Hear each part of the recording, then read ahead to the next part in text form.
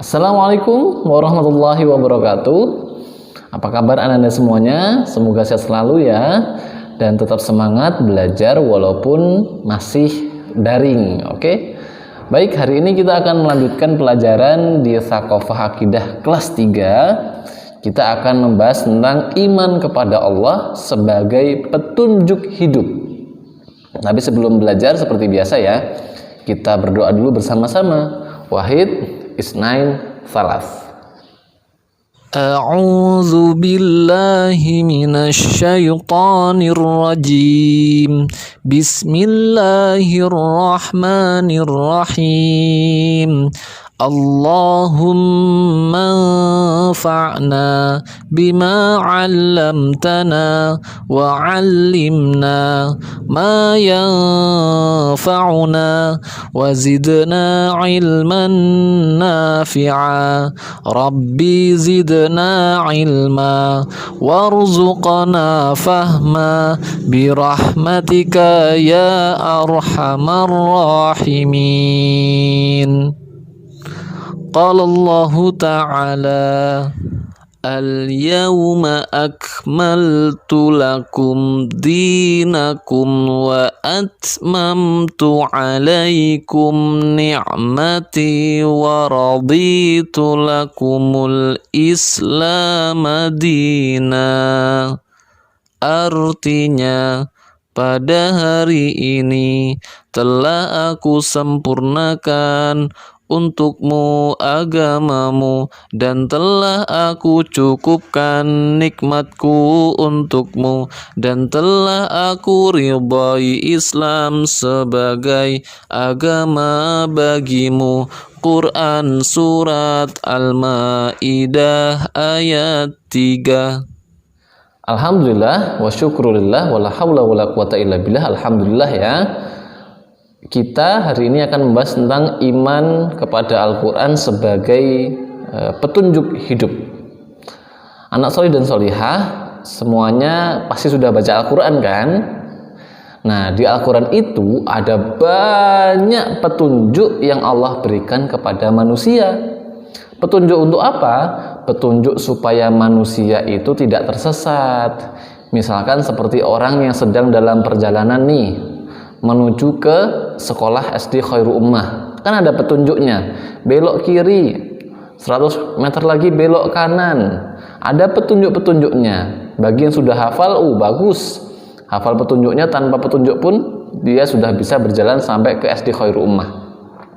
Kalau orang yang nggak pernah ke SD Khairul Ummah, kemudian dia berjalan tanpa dikasih petunjuk, kira-kira sampai nggak? Nggak mungkin, pasti dia akan tersesat. Begitu juga manusia di bumi. Allah juga memberikan petunjuk supaya manusia bisa pulang lagi kepada Allah, supaya bisa pulang lagi ke surga. Caranya gimana? Caranya dengan Allah memberikan Al-Quran sebagai pedoman dan Rasulullah sebagai contoh melaksanakan petunjuk itu. Contohnya deh, seperti ketika kita ibadah, ada yang ibadahnya nyembah api,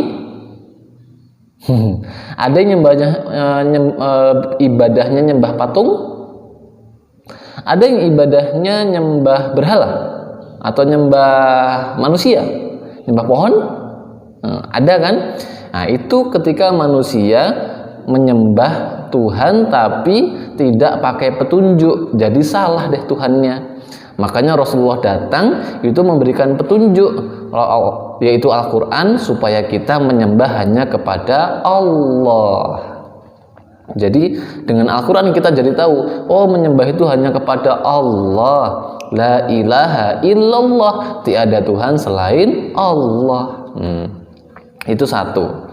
Jadi Al-Quran sebagai petunjuk itu sudah Allah tekankan di dalam surah Al-Baqarah ayat 2. A'udzu billahi minasy syaithanir rajim.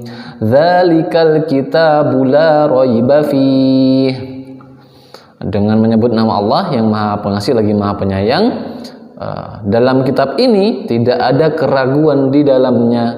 Hudal lil muttaqin. Petunjuk bagi orang-orang yang bertakwa. Nah, Al-Quran itu petunjuk. Petunjuk yang membuat kita bisa tahu tuh kalau mau makan, apakah semua makanan itu boleh dimakan? Tidak, ada petunjuknya di Al-Quran, ada yang halal, ada yang haram. Misalkan kalau kita mau makan daging ayam, halal atau haram?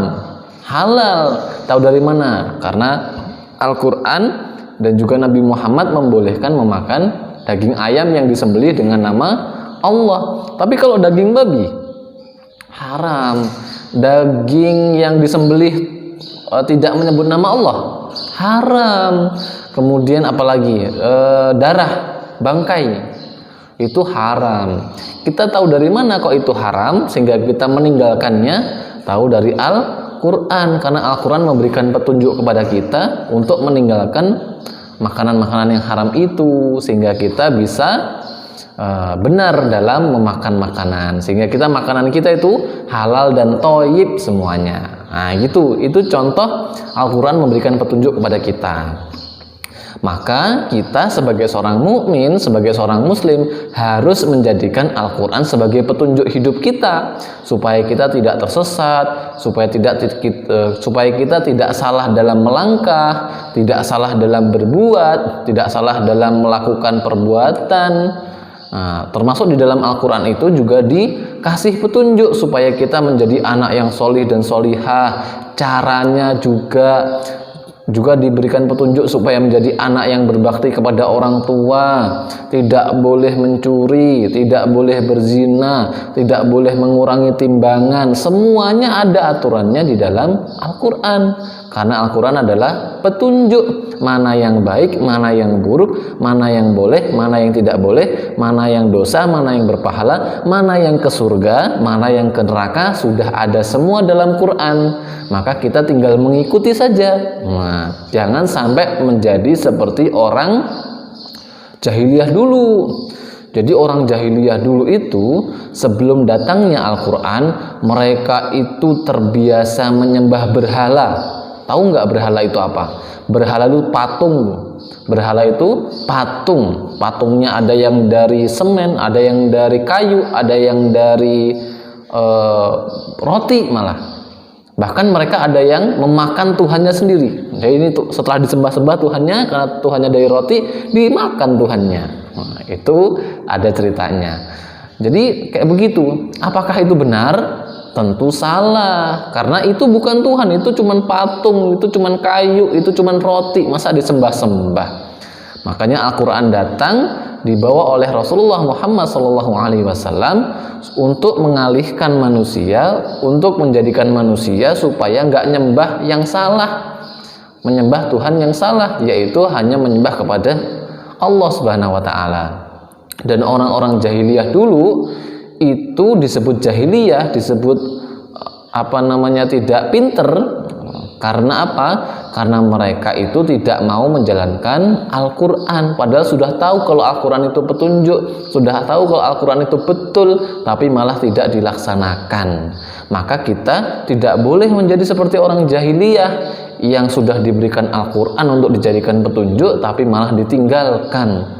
Na'udzubillahi min dzalik. Maka sebagai seorang mukmin, sebagai seorang anak yang solih dan solihah, kita sudah seharusnya menjadi anak yang menjalankan Al-Quran, menjadikan Al-Quran sebagai petunjuk hidup kita, supaya kita tidak tersesat dan bisa kembali ke surganya Allah Subhanahu wa Ta'ala. Semoga Ustadz dan antum semua bisa bergabung ke surganya Allah, bertetangga di surga. Amin amin ya rabbal alamin. Baik, sampai di sini ya pelajaran iman kepada Allah. Iman kepada Al-Quran sebagai petunjuk manusia, sebagai petunjuk hidup ya. Alhamdulillah. Baik, kita cukupkan sampai di sini pertemuan hari ini. Kita tutup sama-sama dengan membaca lafaz hamdalah dan doa penutup majelis. Alhamdulillahi rabbil alamin. Subhanakallahumma wa bihamdika asyhadu an la ilaha illa anta astaghfiruka wa atubu ilaik. Kurang lebihnya mohon maaf. Wassalamualaikum warahmatullahi wabarakatuh. Bye bye.